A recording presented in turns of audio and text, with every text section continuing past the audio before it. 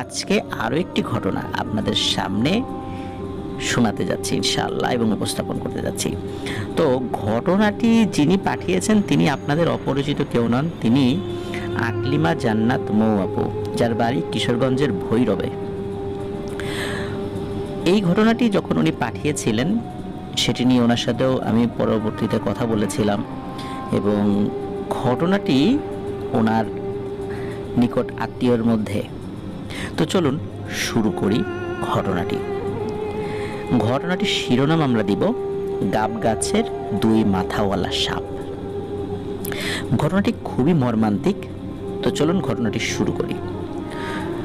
তো ঘটনাটি ঘটে এই আকলিমা জান্নাত মৌ আপুর বাবার চাচাতো ভাই কাজল মিয়ার সাথে। তো কাজল চাচা সবে ইন্টারমিডিয়েট পরীক্ষা দিয়েছেন। তো ওনার চাচাতো দাদার নাম হলো মুসা মিয়া। তো অনেক স্বপ্ন ছিল ছেলেকে নিয়ে, ছেলে ঢাকার বড় একটা কলেজে লেখাপড়া করবে, বড় কোনো চাকরি করবে। কিন্তু এই কাজল চাচার পড়াশোনাতে তেমন কোনো একটা ঝোঁক ছিল নাই বলা যায়। তাই মোটামুটি একটা ভালো রেজাল্ট করেও কাজল চাচা পড়াশোনার দিকে মনোযোগ একদমই ধরে রাখতে পারছিলেন না। আর চাচার এ ধরনের চিন্তাভাবনাতে বা কর্মকাণ্ডের কারণে চাচার বাবা সিদ্ধান্ত নেন তিনি আর ছেলেকে লেখাপড়া করাবেন না। দাদা দাদি অনেক বোঝানোর পরেও কাজল চাচা তার সিদ্ধান্তে অটল রইলেন যে তিনি লেখাপড়া করবেন না এবং গ্রামে থেকেই কোনো ব্যবসা বাণিজ্য করবেন বা কিছু একটা করবেন। সবাই তাকে অনেক বোঝায়, কিন্তু কাজল চাচা তার সিদ্ধান্ত থেকে সরে আসে না। এদিকে অনেকদিন ধরে কি করবেন এই চিন্তা ভাবনার পর কাজল চাচা ঠিক করলেন তিনি মাছ চাষ করবেন এবং হাঁসের খামার করবেন গ্রামে থেকেই। কি আর করা, তার এই সিদ্ধান্তে তার বাবা তাকে সম্মতি দেয়। শুরুতে ছোট ছোট করে শুরু করে পরে যদি লাভ হয় সে তার ব্যবসাকে আরো অনেক বেশি বড় করবে। তো এমনটাই কাজল চাচার বাবা ভেবেছেন। তো এমনটা ইচ্ছাই ছিল কাজল চাচার, আর কাজল চাচার বাবাও সেই চিন্তা করেছেন। তো এই কাজল চাচা আবার বাড়ির বড় ছেলে, অনেক আদরের সন্তান, তাই দাদা দাদি তার সিদ্ধান্তে মত দিলেন। দাদা ঠিক করলেন দাদাদের বাড়ির পেছনের 5% জায়গা তার ছেলের পুকুর বানানোর জন্য ছেড়ে দেবেন। এমনিতেও সেই জমিতে খুব একটা ভালো ফলন হতো না, কোনো এক রহস্যজনক কারণে চাষ করলেও তেমন কোনো ফসল ফলতো না, অথচ তার আশেপাশের জমিতে অনেক ভালো ফসল ফলতো।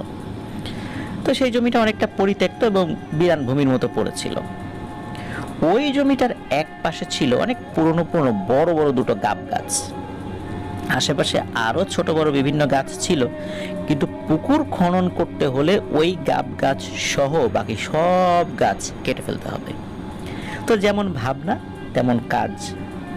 ভাবনা মতো গ্রামের একজন লোক যে কিনা গাছ কাটার কাজ করে এবং গাছ কেনা বেচা করে, তাকে এনে গাছগুলো দেখানো হলো। লোকটার নাম ছিল জয়নাল মিয়া। জয়নাল মিয়া গাছগুলো দেখে বলল আগামীকাল সকালের নাস্তার পরেই উনি ওনার 4 জন সহকারীকে নিয়ে গাছ কাটায় লেগে পড়বেন। সেদিন রাতে এই আকলিমা জান্নাত মৌ আপুর দাদি একটি স্বপ্ন দেখেন। স্বপ্নটি এমন যে দাদি বারান্দায় বসে কাঁথা সেলাই করছেন। এমন সময় কোথা থেকে এক অচেনা ভিখারি মহিলা এসে তার কাছে ভিক্ষা চাইল। তাকে ভিক্ষা দেওয়ার পরে মহিলাটি হুট করে বলে বসলো, আচ্ছা, আপনাদের বাড়ির পেছনের ওই জমিটাতে কি মাছ চাষ করবেন? দাদি অবাক হয়ে মহিলার দিকে তাকিয়ে প্রশ্ন করলেন, আপনি জানলেন কি করে এই কথা?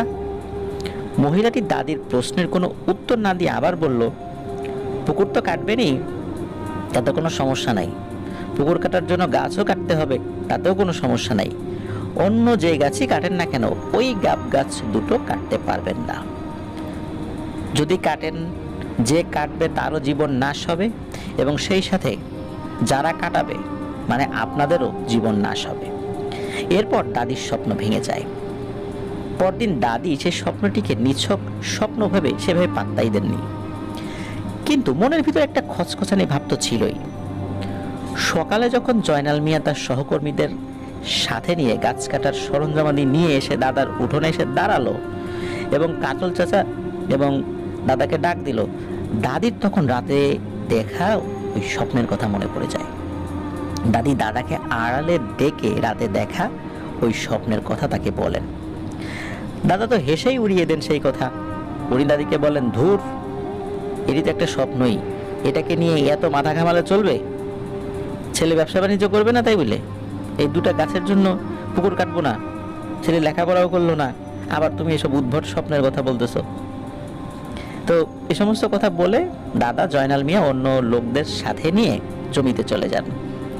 বেলা 11টা পর্যন্ত অন্যান্য ছোট গাছগুলো কাটার পর বাড়ি থেকে নিয়ে আসা হালকা কিছু নাস্তা করা হয়।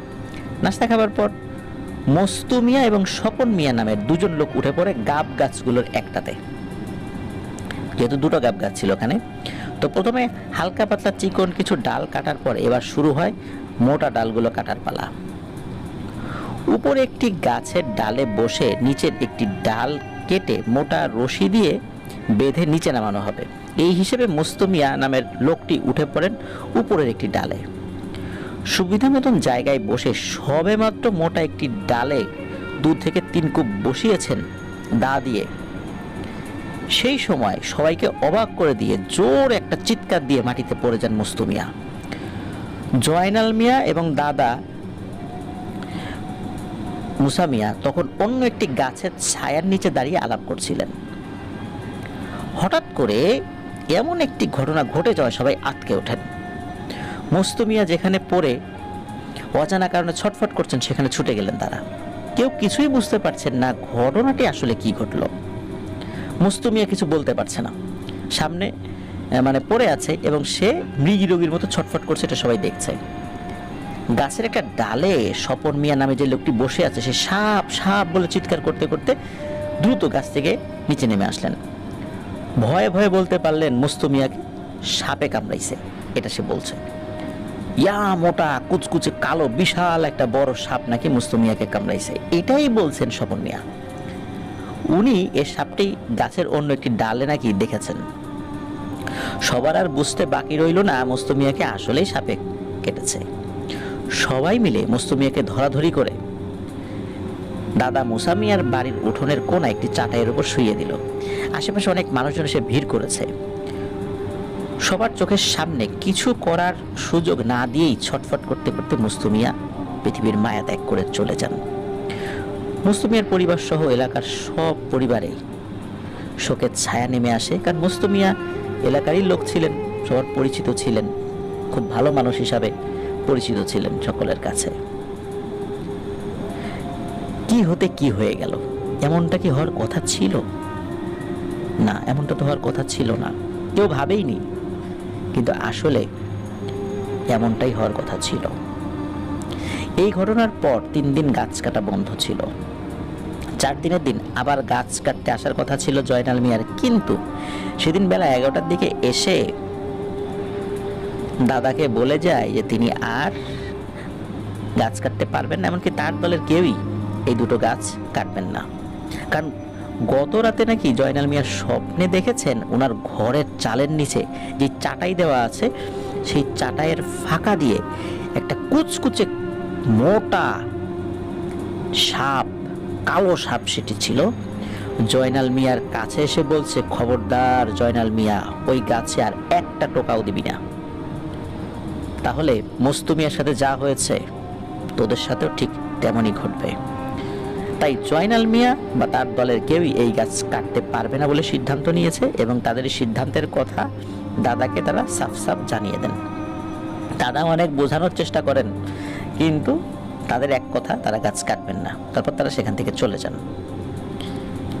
এবার দাদা দাদি একটু চিন্তায় পড়ে যান যে এই গাছ দুটো তো কত বছর ধরে ওখানে দাঁড়িয়ে আছে, কত রাত বিরাত এই গাছের নিচ দিয়ে আসা যাওয়া করলাম, কই কোনোদিন তো আমাদের চোখে কিছু পড়ে নাই যে এই গাছে ভয়ানক কিছু আছে, বা গ্রামের কেউ তো এটা দেখে কোনো ভয় পায় নাই, বা ভয়ের পাওয়ার মতো ন্যূনতম কোনো কারণ এখন পর্যন্ত ঘটেনি, অথচ গাছ দুটোর বয়স কিন্তু অনেক।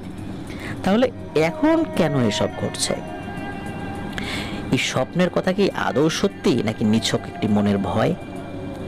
দাদা বিষয়টিকে শুরুর দিকে গুরুত্ব না দিলেও এখন বিষয়টিকে হালকার উপরে নিলেন। ঠিক করলেন যে এই লোককে দিয়ে গাছ কাটানো গেলে যদি না কাটানো যায় সমস্যা নাই। তো আশেপাশের অন্য গ্রামের আরও গাছ কাটার লোকের তোর অভাব নাই, তাদের কাউকে দিয়ে এই গাছ দুটো তিনি কাটিয়ে নেবেন। যেহেতু আশেপাশের সব গাছই কাটা হয়ে গেছে, এখন এই দুটো গাছই বাকি রয়েছে। আর এ দুটো না কাটলে কিন্তু পুকুর খনন করা যাচ্ছে না। তাদের পজিশনটা এমন জায়গায় যে এটা কাটতেই হবে, আর এ দুটো রেখেও পুকুর কাটলে সেটা পুকুরের কোনো শেপই হবে না। তো এখন সমস্যা যেটা হলো যে কথা কি আর গ্রামে গোপন থাকে?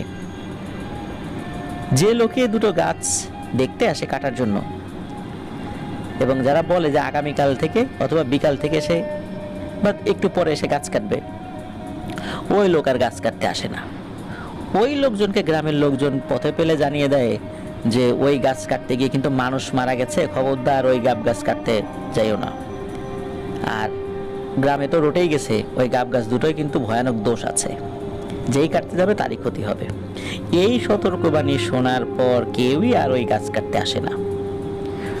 রাত্রে ভয়ানক স্বপ্ন দেখার আগে গ্রামের লোকজনই তাদেরকে ভয় ঢুকিয়ে দেয়। এখন ভালোই ঝামেলায় পড়া গেল, কি করা যায়? গাছ দুটো না কাটলে তো আর পুকুর কাটা যাচ্ছে না। এখন কাজল চাচা সিদ্ধান্ত নেন যে ধুর, বাইরের কাউ খেয়াল লাগবে না, আমার লাগবে না কারো হেল্প। চাচা এবং তার 3 জন বন্ধু মিলে গাছটি কেটে ফেলবেন এই সিদ্ধান্ত নিয়েছেন। আর এই কথাটা তার মা বাবার কাছে অর্থাৎ দাদাদের কাছে গোপন রেখেছিলেন, কারণ ওনারা জানলে বাধা দেবেন। এখন গাছ না কাটলে তো আর পুকুর কাটা যাচ্ছে না, আর তার ব্যবসা বাণিজ্য থেমে আছে। এখন চাচার সামনে গাছ কাটার সুবর্ণ সুযোগ আসার অপেক্ষায় তিনি প্রহর গুনছেন, এবং গাছ কাটার একটি সুবর্ণ সুযোগ চলেও আসে একদিন। সেদিন অন্য একটি গ্রামে চাচার খালার বাড়িতে খালার শাশুড়ির একটা দোয়া অনুষ্ঠানের দাওয়াত ছিল সবার। দাদা দাদি এবং আরো কয়েকজন মিলে ওই গ্রামের দাওয়াত খেতে গেল। তো চাচা ভিন্ন একটি কারণ দেখিয়ে ঘরে থেকে গেলেন, ওনার মা বাবাকে বলেন নাই। সত্য কথা, বাড়ির সবাই বাড়ি থেকে বেরিয়ে পড়া মাত্রই কাজল চাচা তার 3 বন্ধু মামুন, হুমায়ুন এবং জাকির এদেরকে খবর পাঠিয়ে গাছ কাটার জন্য প্রয়োজনীয় জিনিসপাতি আনিয়ে বাস শুরু করে দেন কাজ। চাচার খালার বাড়ি এবার গ্রাম থেকে বেশ দূরে, তাই ওনার মা বাবা ওই দিন অবশ্যই ওই বাড়িতে থেকে তারপর আসবেন, দাওয়াত খেয়ে চলে আসতে পারবেন না। তো এই সুযোগে চাচা নির্বিঘ্নে গাছ কেটে ফেলতে পারবেন। কাজল চাচা এবং তার এক বন্ধু জাকির উঠে গেলেন গাব গাছের ডালে। কিছুক্ষণ কোপাকুপির পর মামুন নামের যে বন্ধুটি ছিল সে গাছের নিচে দাঁড়িয়ে গাছের ছোট ডালগুলো একপাশে জড়ো করছিল। সে হঠাৎ করে উদ্ভ্রান্তের মতো হাত পা ছুড়ে সাপ সাপ বলে চিৎকার করতে লাগলো। কাজল চাচা এবং মামুন চিৎকার শুনে জলদি গাছ থেকে নেমে আসলেন। সাপের কথা শুনেই সবাই হাতের ডাল নিয়ে আশেপাশে সাপ খোঁজায় লেগে পড়লেন। কাজল চাচার চোখে হঠাৎ সাপের একটি লেজ দৃশ্যমান হলো। উনি দেখতে পেলেন সরসর করে একটি সাপ পড়ে থাকা পাতার একটি ঝোপের ভিতর ঢুকে যাচ্ছে। বিদ্যুৎ গতিতে উনি তার হাতে থাকা মোটা ডালটি দিয়ে কয়েকবার ঝোপের উপর বাড়ি মারলেন। তারপর ডালের খোঁচায় পাতাগুলো সরিয়ে দেখলেন একটি ছোট্ট সাপ প্রায় 1 হাত লম্বা হবে, লাঠির বাড়িতে আহত হয়ে পড়ে আছে। ওই ঝোপের উপর বাড়ি মেরেছে, ওর চাপটা নিচে লেগেছে, এটাতে আহত হয়ে গেছে, তখনও মারা যায়নি সাপটি। প্রচন্ড রাগে আরো কয়েকটি বাড়ি মেরে সাপটির মৃত্যু নিশ্চিত করার পর ডালটির আগায় সাপটিকে তুলে নিয়ে সাপটিকে ছুঁড়ে পাশের ঝোপের দিকে ফেলে দিলেন। আশেপাশে আরো সাপ আছে কিনা খোঁজাখুঁজি করার পর আর কোনো সাপ নেই এটা নিশ্চিত হয়ে আবার গাছে যখন উঠতে যাবার জন্য 1 পা বাড়ালেন, হঠাৎ করে তার বুকের মধ্যে প্রচন্ড ব্যথা শুরু হয়। এমন ব্যথা মনে হচ্ছে তার বুকের উপর দাঁড়িয়ে কেউ লাফাচ্ছে, মনে হচ্ছে তার বুকের সমস্ত হাড়গোড় ভেঙে চুরে গুঁড়ো গুঁড়ো হয়ে যাবে। চাচার অবস্থা দেখে সবাই ধরাধরি করে চাচাকে বাড়িতে নিয়ে গেল। এদিকে দাদা দাদিরা ছুটে এলেন খবর পেয়ে, কারণ তাদেরকে খবর পাঠানো হয়েছিল জরুরি ভিত্তিতে। দ্রুত গতির একটা যানবাহনে গিয়ে, ওই সময় তো গ্রামের রাস্তাঘাট ভালো ছিল না, মোটরসাইকেলে তাদেরকে যে খবর পাঠানো হয় এবং তাদেরকে যাতে আনানো যায় দ্রুত তার সাথে সেই ব্যবস্থাও করা হয়েছিল। এদিকে এই যে আকলিমা জান্নাত মৌ আপু, ওনার বাবার বয়স ছিল তখন 10 কি 11 বছর। তো উনিও দাদাদের সাথে বাড়িতে গিয়ে দেখেন যে কাজল চাচাকে বারান্দায় একটা চৌকির উপর শুয়ে রাখা হয়েছে, আর তিনি বুকের ব্যথায় খুব ছটফট করছেন। বাড়ির পাশের একজন বয়স্ক লোক, যিনি কিনা কিছুটা ঝাড়ফুঁক বা কবিরাজি জানেন বলে কথিত ছিল, টুকটাক চিকিৎসা করতেন মানুষের, তাকে খবর পাঠিয়ে নিয়ে আসা হলো। উনি এক গ্লাস পানিতে কিছু একটা করে ফু দিয়ে ওই পানিটা চাচাকে খাইয়ে দেওয়ার কিছুক্ষণ পর চাচার বুকের ব্যথা আপনা আপনি কমে গেল। সে রাতে বাড়িতে কাজল চাচার বাবা মা কেউ ছিলেন না বলে কাজল চাচা এই যে আকলিমা জান্নাত মৌ আপুর দাদা দাদির বাড়িতে ওনার বড় চাচা এবং ওনার বাবার ঘরে তাদের সাথে ছিলেন। তাদেরকে যদিও খবর পাঠানো হয়েছিল, মানে ওনার মা বাবাকে, তখনও তারা আসলে এসে পৌঁছাতে পারেন নাই, কারণ অনেক দূর। তো কাজল চাচা, আকলিমা জান্নাত মৌ আপুর বড় চাচা ছিলেন চকিতে, আর আকলিমা জান্নাত মৌ আপুর বাবা ছিলেন একটি মাদুর পেতে নিচে বিছানা করে শুয়েছিলেন আর কি। রাত তখন আনুমানিক 2টা হবে। হঠাৎ সবার ঘুম ভাঙে কাজল চাচার চিৎকারে। কাজল চাচা জোরে জোরে সাপ সাপ বলে চিৎকার করতে থাকেন এবং এলোমেলো হাত পা ছুঁড়ে অদৃশ্য কিছু একটা গা থেকে বা মাথা থেকে ছুঁড়ে ছুঁড়ে নিচে ফেলতে থাকেন। এদিকে এই মৌ আপুর বড় চাচা এবং ওনার বাবা ভয় পেয়ে দরজা খুলে দেন। দাদা দাদি ছুটে আসেন ওনাদের ঘরে।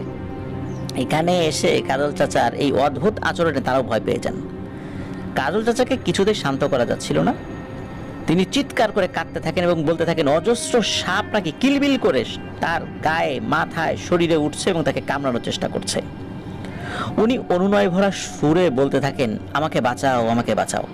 অথচ ওনার পাশে দাঁড়িয়ে থাকা এই মৌ আপুর দাদা দাদি, বড় চাচা এবং ওনার আব্বা কেউ কিন্তু সাপ দেখতে পাচ্ছিলেন না। সারাটি রাত এইভাবে কাটে। ফজর আজানের পর তিনি কিছুটা শান্ত হন এবং ক্লান্ত হয়ে ঘুমিয়ে পড়েন। কাজল চাচা ঘুম থেকে ওঠার পরে প্রথমে কিছুক্ষণ স্বাভাবিক ছিলেন এবং তার আচরণও স্বাভাবিক ছিল। তারপর কাজল চাচার জন্য মৌ আপুর দাদি সকালের নাস্তা নিয়ে আসেন। তিনি কয়েক লোকমা ভাত খেয়ে যখন পানির গ্লাসটা হাতে নিলেন এবং পানি পান করার জন্য যখন হাতেটা নিয়েছেন আর কি, তখনই পানির গ্লাসটা ঠাস করে মাটিতে ছুঁড়ে দিয়ে আবার রাতের মতো চিৎকার করে বলতে লাগলেন সাপ সাপ, আমাকে বাঁচাও। গ্লাসের পানিতে নাকি উনি সাপের বাচ্চা দেখেছেন। সেদিন দুপুরে কাজল চাচার বাবা মা বাড়িতে ফিরে এসে ছেলের এই অবস্থা দেখে বিধ্বস্ত হয়ে পড়েন।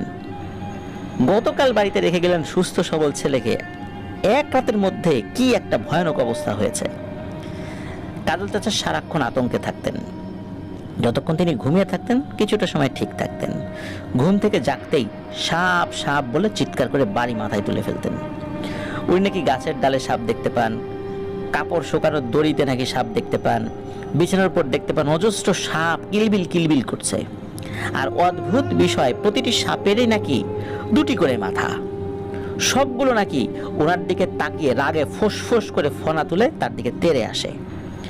তিনি যে কোনো খাবারের মধ্যেই সাপ দেখতে লাগলেন। সবাই ওনাকে নিয়ে খুব দুশ্চিন্তায় পড়ে গেলেন। তাকে নিয়ে কি করবেন কেউ কিছুই বুঝতে পারছেন না। প্রথম দিন যে মুরব্বীর কাছে কাজল চাচা পানি পড়া খেয়েছিলেন এবং বুকের ব্যথা সেরে গিয়েছিল, উনি এসে কাজল চাচাকে দেখলেন এবং কিছু ঝাড়ফুঁক করলেন, কিন্তু কিছুতেই কিছু হলো না। সারাদিন চিৎকার, চেঁচামেচি, আতঙ্ক এবং অনাহারে কাজল চাচার শরীর একেবারে ভেঙে যেতে লাগলো। উনি তখন প্রায় পাগলই বলা চলে। এক রাতে কাজল চাচার বাবা মুসা মিয়া স্বপ্নে দেখলেন কেউ একজন বলছে, তোরা যতই চেষ্টা করিস, যতই ঝাড়ফুঁক করিস, কবিরাজ দেখাস, হুজুর দেখাস, তাতে কোনো লাভ হবে না। আমরা লাভ হতে দেব না। তোর ছেলে নিষেধ সত্ত্বেও গিয়েছিল আমাদের বাসস্থান ধ্বংস করতে। শুধু অতটুকু করেই ও ক্ষান্ত হয়নি।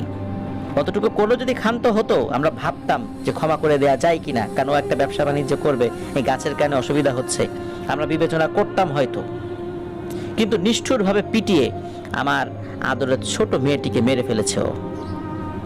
তার শাস্তি কেউ পাবে না? অবশ্যই সে পাবে, ওকে মরতে হবে। আর ওকে তোরা বাঁচাতে পারবি না কোনোভাবেই। এই স্বপ্নটা নিয়ে দাদা হুজুরের সাথে বসার পর হুজুর খুব চিন্তিত হয়ে পড়েন এবং হুজুর বেশ অনেকক্ষণ চুপচাপ থাকার পর তারপর বলেন যে আপনার ছেলের উপর কোনো ভয়ানক জিনের রাগের বহিঃপ্রকাশ ঘটেছে। আপনার ছেলেকে বাঁচাতে হলে জলদি বড় কোনো আলেম বা কবিরাজের শরণাপন্ন হন। হুজুরের বলা এই কথাটি কাজল চাচার বাবা এই মৌয়াপুর দাদাকে বলেছিলেন। কাজল চাচার বাবা ওনার সম্পর্কে দাদা হতেন। তো মৌয়াপুর দাদাকে বলার পর মৌয়াপুর দাদা কাজল চাচার বাবাকে বলেন, জিন হুজুর নামে বড় এক আলেমের কথা তিনি শুনেছেন। ওই আলেম নাকি অনেক কঠিন বিষয়ে অনেককেই আল্লাহর রহমতে সুস্থ করেছেন। পরের দিন তারা ঠিক করেন ওই আলেমের কাছে গিয়ে কাজল চাচাকে নিয়ে কিছু একটা ব্যবস্থা করবেন। কিন্তু সে সুযোগ তারা আর পাননি। তার আগেই ঘটে যায় মর্মান্তিক একটি ঘটনা। ওই রাতে মৌয়াপুর দাদা এবং কাজল চাচার বাবা ওনাদের রুমেই ছিলেন আর কি। তো সাথে কাজল চাচাকে মাঝখানে রেখে দুই ভাই শুতেন দুই পাশে। ওই রাতে দুই ভাই শুয়েছিলেন কাজল চাচার পাশে। রাতে কাজল চাচার বাবা একটি দুঃস্বপ্ন দেখেন। ওনাদের বিছানার পায়ের কাছে যে জানালাটি আছে সে জানালাটি একটু হালকা বাতাসে খুলে গেল, আর জানালার শিকের ফাঁকা দিয়ে কুচকুচে কালো মোটা দুই মাথার অ্যানাকোন্ডা সাইজের একটি বড় আকারের সাপ ধীরে ধীরে এসে কাজল চাচার পুরো শরীরকে পেঁচিয়ে ধরে। তার হাতে পায়ে বুকে পরপর কয়েকটা ছোবল মারে। কাজল চাচা চিৎকার করে উঠলেন। কাজল চাচার বাবার এবং মৌয়াপুর দাদার একসাথে ঘুম ভেঙে যায় কাজল চাচার বিকট আর্তনাদে। স্বপ্নে চিৎকারের শব্দ এবং বাস্তবে চিৎকারের শব্দ একই সাথে শুনতে পান কাজল চাচার বাবা। ওনাদের বিছানার সাইডে টিমটিম করে জ্বলছিল একটি হারিকেন।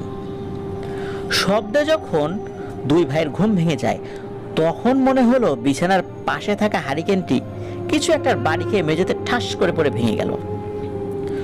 তখনও আলোটা নিভেনি হারিকেনের। মহাপুর দাদার কাছে মনে হলো হারিকেনটা ভেঙে যাওয়ার পরেও যে অল্প আলো ছিল তখনও নিভে যায়নি আলোটি। সেই আলোতে দেখা গেল জানালা দিয়ে একটি সাপের লেজ মনে হলো বেরিয়ে গেল। সাপটা বেরিয়ে যায়, লেজটি পরবর্তীতে পেছন থেকে দেখেছিলেন। পুরোটা ঘর যখন অন্ধকারে ছেয়ে গেল, ওই আলোটাও নিভে গেল, সাথে সাথে কাজল চাচার চিৎকার। দিশেহারা হয়ে মৌয়াপুর দাদা বিছানা থেকে নেমে অন্ধকারে মেঝে হাতে হারিকেনটার খোঁজ করতে লাগলেন। হারিকেনের ভাঙা কাচের খোঁচায় মৌয়াপুর দাদার হাত কেটে গেল। দাদা সেদিকে পরোয়া না করে জলদি ঘরের দরজা খুলে কাজল চাচার মা এবং মৌয়াপুর দাদিকে ডাকতে লাগলেন আলো নিয়ে আসার জন্য। কিছুক্ষণ পরেই কাজল চাচার গোঙানি শোনা গেল। তারপর আস্তে আস্তে সব মনে হচ্ছে থেমে যেতে লাগলো। একেবারে চুপ, স্তব্ধ হয়ে গেল সবকিছু। কাজল চাচার বাবা ছেলের পাশে বসে অন্ধকারে ছেলের মুখে বুকে হাত দিয়ে ছেলেকে ডাকছেন, বলছেন, কাজল কি হলো বাপ, তোর কি হয়েছে? কিন্তু কাজল চাচা চুপ। যতক্ষণে দাদিরা অন্য একটি হারিকেন নিয়ে ঘরে ঢুকেছেন ততক্ষণে সব শেষ।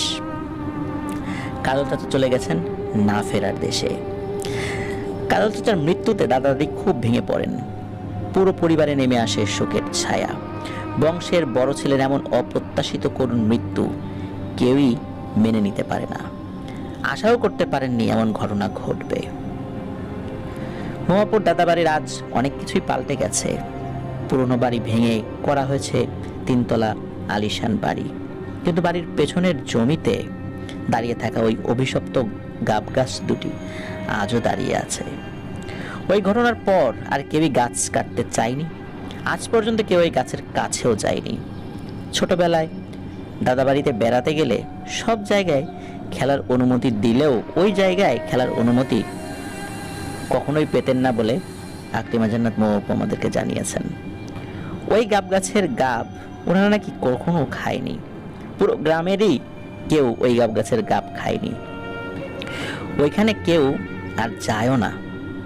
গাছের ফল পাড়তে বা কুড়াতে। সবার মনে একটা চাপা ভয় কাজ করে ওই গাছকে ঘিরে। এটি ছিল ঘটনা। প্রিয় লিসেনার্স, আসলে আমি কি বলবো, খুবই মর্মান্তিক একটি ঘটনা, করুণ এক মৃত্যু। কাজল চাচার সাথে যেটা ঘটেছিল আসলে সেটা মেনে নেওয়ার মতো নয়, কিন্তু তবুও সেটি ঘটেছিল। ওনার ভাগ্য এভাবেই লেখা হয়েছিল মহান আল্লাহ সুবহানাহু ওয়া তাআলার দ্বারা। সেই ভাগ্যকে কেউ খণ্ডাতে পারেননি। প্রিয় লিসেনার্স, আপনারা যারা এই ধরনের ঘটনা আমাদের চ্যানেলে বা অন্য কোনো প্ল্যাটফর্মে প্রতিনিয়ত শোনেন, তাদের উদ্দেশ্যে সবসময় একটি কথা আমি বলি, এই ধরনের ব্যাপারগুলো যদি কখনো কোথাও শোনা যায়, হোক তা কুসংস্কার, কখনো কখনো দেখা যায় ইচ্ছাকৃতভাবে কোনো একটি গাছকে কেন্দ্র করে, কোনো একটা বাড়িকে কেন্দ্র করে এই ধরনের কুসংস্কার কিন্তু মানুষ ছড়ায়, কেউ কেউ তাদের ব্যক্তি স্বার্থ হাসিল করার জন্য। এটা অনেকে মনে করেন বা কখনো কখনো এটা সত্যিও, কিন্তু এটাও তো সত্য যে প্যারানর্মাল ব্যাপারের কারণেও কিন্তু এই ব্যাপারগুলো হয়, এবং এটাই অধিকাংশ সময় হয়। কখনো কখনো কোনো মানুষ শত্রুতাবশত বা নিজের স্বার্থ হাসিলের জন্য এই ধরনের ভয়ের ঘটনা রটান, কিন্তু আমরা চাই না এই ধরনের ঘটনা, যেটা কাজল চাচার সাথে ঘটেছিল, নতুন করে আর না ঘটুক। সবাই সুস্থ থাকুক, ভালো থাকুক, নিরাপদে থাকুক, এটাই আমাদের কামনা। এবং সুস্থ, ভালো এবং নিরাপদ থাকার জন্য যেই যেই কাজগুলো, আমলগুলো করা প্রয়োজন, নিষেধগুলো মেনে চলা প্রয়োজন, সেগুলো আমাদেরকে কিন্তু মেনে চলতে হবে। প্রিয় লিসেনার্স, আজকে এ পর্যন্তই। প্রিয় লিসেনার্স, আরও একটি কথা বলি, আমাদের পাতালবাসী বইটি প্রান্ত প্রকাশন থেকে প্রকাশিত হয়েছিল। আপনার রকমারিতে পাতালবাসী লিখে যদি সার্চ করেন, তাহলে কিন্তু আমাদের বইটি পেয়ে যাবেন, সেখান থেকে অর্ডার করতে পারেন। আমাদের বইটির মূল্য আপনাদের পড়বে 263 টাকা। আপনাদের পাঠানো ঘটনাবলী নিয়েই আমার সম্পাদনায় বইটি প্রকাশিত হয়েছিল। তো এরকম আরও অনেকগুলো ঘটনা আমাদের এই বইতে রয়েছে। আশা করছি ঘটনাগুলো আপনাদের সকলের কাছে ভালো লাগবে। আর হার্ড কপি বই, সফট কপি না, হার্ড কপি বই পড়ার অভ্যাস আমাদের আবার গড়ে তুলতে হবে। বই পড়ার দিকে ঝুঁকতে হবে, জ্ঞান অন্বেষণ করতে হবে। যত আমরা জ্ঞান অন্বেষণ করার চেষ্টা করব, আসলে লেখাপড়া তো শেষ নেই। যত আমরা পড়ব তত আমরা জানতে পারবো, বুঝতে পারবো, আমরা নিজেরা অনুধাবন করে নিজেদের জীবনকে সাজিয়ে নিতে পারবো। আল্লাহ সুবহানাহু ওয়া তাআলা আমাদের সাথে থাকুন। এবারের মতো বিদায় নিচ্ছি। তবে বিদায় নেওয়ার আগে আবারও একটি কথা, আপনারা যারা এখনও আমাদের চ্যানেল সাবস্ক্রাইব করেননি, তারা দ্রুত সাবস্ক্রাইব করে ফেলুন। আফনান দ্য হরর ওয়ার্ল্ড নামে আমাদের একটি ফেসবুক পেজ এবং গ্রুপ রয়েছে, তার লিঙ্ক আমরা আমাদের ভিডিও ডেসক্রিপশনে দিয়ে রেখেছি। সেখানে গিয়ে আফনান দ্য হরর ওয়ার্ল্ড পরিবারের সদস্য হয়ে যেতে পারবেন।